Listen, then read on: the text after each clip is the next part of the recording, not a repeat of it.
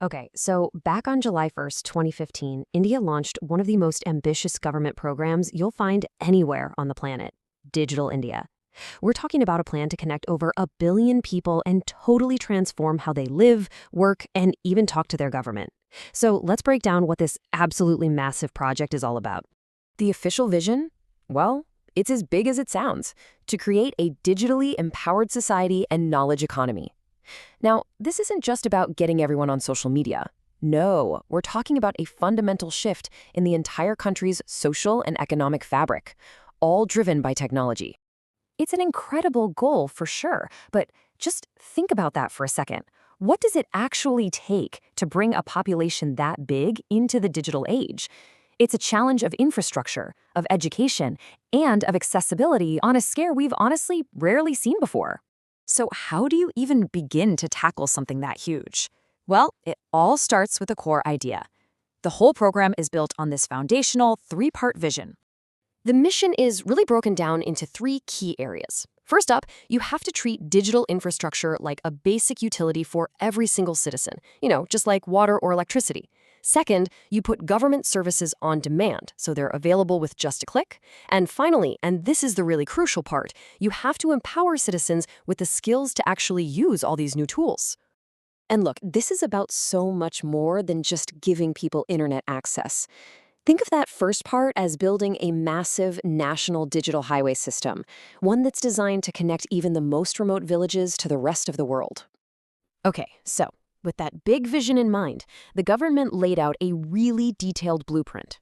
It's all built on 9 specific pillars that form the backbone for this whole transformation. All right, so here it is. This is the program's foundation. And you gotta understand, each one of these 9 pillars is a massive undertaking on its own. Together, though, they form this comprehensive strategy that covers everything from building those broadband highways and getting phones to everyone to boosting local manufacturing and creating jobs in IT. Let's just zoom in on a couple of these so you get the idea. Pillar number 1, broadband highways, is the absolute bedrock of the whole thing. The goal here is to lay a huge network of optical fiber to connect around 250,000 village councils, which are known as gram panchayats, with high-speed internet. Then you've got something like Pillar 5, E-Kranti, which basically translates to E-Revolution. This is where that digital highway really gets put to use. It's all about delivering essential services online. We're talking e-education for students, e-healthcare for patients in remote areas, and even digital tools for farmers. So that's the blueprint, right? But how does all this theory actually translate into real-world applications for regular citizens? Let's take a look at some of the key projects that have actually come out of this initiative. This is where it starts to get tangible and pretty cool. You've got the digital locker, which lets you store your official documents securely in the cloud. No more digging through file cabinets. There's mygov.in, a platform where people can directly engage with the government. Even things like the National Scholarships Portal, it just streamlines the whole process for getting student aid. And when it works, the benefits are pretty clear for everybody. Citizens get way better access and a lot more flexibility. And for the government, it means better efficiency, lower costs, and the ability to get services to the right people. It's supposed to be a win-win.